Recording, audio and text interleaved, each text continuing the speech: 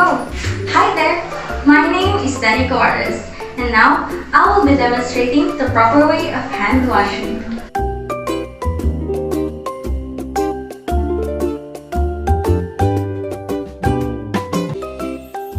But before that, what is the purpose of hand washing? Well, the purpose of hand washing is for us to reduce the number of microorganisms in our hands, reduce the risk of transmission of microorganisms to the clients, reduce the risk of cross-contamination to the client, and of course, to reduce the risk of transmission of infectious organisms to oneself. And before doing the hand washing, let us first check and assure that we have antibacterial soap, running water from the faucet, and of course, clean paper towel. And there are also 3 things we have to check. First is that our nails. Our nails should be cut short, and make sure that there are no artificial nails. Shorter nails are less likely to harbor microorganisms, scratch a patient, and puncture a glove.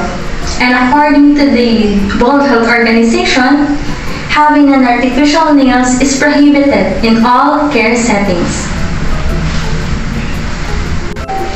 After that, we have to remove all the jewelries in our wrist and our hands, such as wristwatch and rings.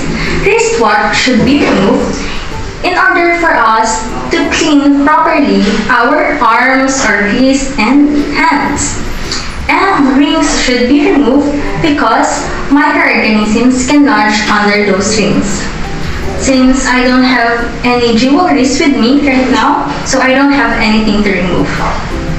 Lastly, we have to check if there are cuts, abrasions, or lesions, hangnails. In that way, we can avoid the transmission or passing of infection. And now, after checking all those 3, we can now proceed to our hand washing. First, we have to open the faucet and adjust the water flow. Make sure that the water doesn't splash in our clothes because microorganisms love wet areas, they love humid spaces, so be careful with that. After adjusting the water flow, we can now put both our hands under the running water. Make sure that our both hands are below the level of our elbow. In that way, the water can run from the most contaminated area to the least contaminated area, from our wrist up to our fingertips. Then after wetting our hands, we can now get a soap.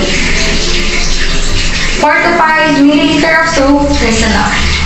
Then, rub our hands palm to palm in a circular motion with a friction. In that way, that friction can remove microorganisms mechanically. After that, the right palm over the left dorsum with fingers interlaced.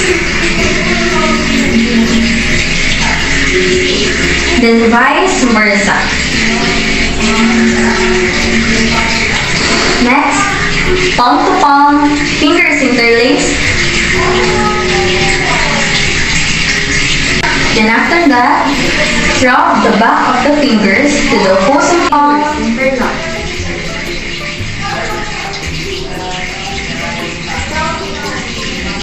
After that, rotational rubbing of the left thumb clasped by the right palm. Then vice versa. You have to do this procedure for almost 20 to 30 seconds is enough. Next, rub your fingertips to the opposing palm in a circular motion. Then vice versa. After that, we have to cleanse also our wrist using the opposite palm. then vice versa. After that, we are now almost done. We have to rinse both of our hands under the running water.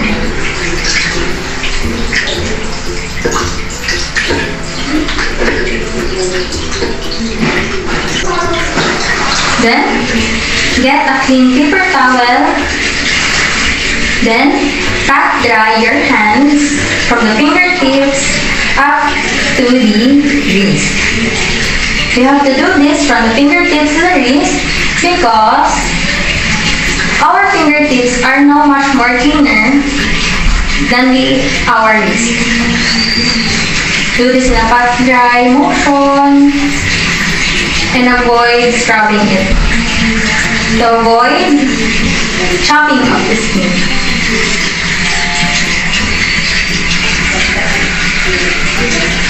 And now that it is dry, to close this running water in this faucet, get again a paper towel to close the faucet. And that's it, the proper way of hand washing. Again, I am Danica Juarez from BSN 1A. I hope you all had a good day. God bless. Bye!